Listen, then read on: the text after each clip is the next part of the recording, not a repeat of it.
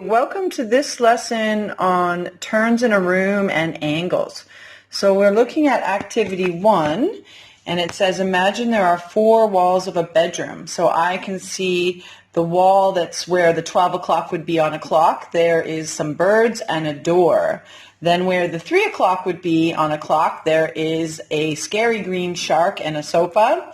And down below, where the 6 o'clock on a clock would be, there is windows opening up to a unicorn. And on the left side, where the 9 o'clock would be, we have a bed and an astronaut and a rocket ship. So we know what all 4 sides are.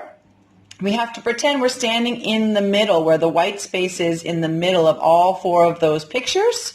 And then imagine you are raising your right hand so you know which way right is, and you are going to make a quarter turn clockwise. Then you'll have to answer the question and tell us what will you see if you turn a quarter turn clockwise. Go through and look at all of the rest of the questions and imagine you're standing where you're told to and pretend you are turning. What might you see?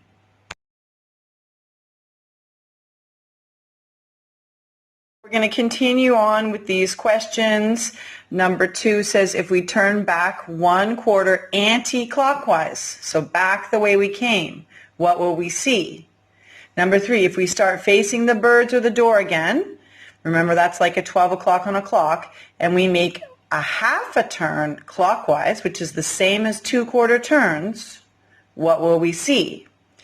Number 4, if we turn back 1 quarter anti-clockwise, that's from the position where we were in number 3, what will we see? Number 5, we're going to start back at the beginning again, facing the birds or the door, and make 3 quarter turn clockwise. What will we see?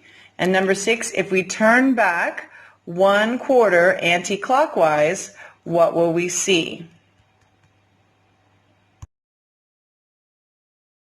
So you've looked at all the questions, and now consider that the answers you need are at the bottom where it says fill in the blanks with the following answers.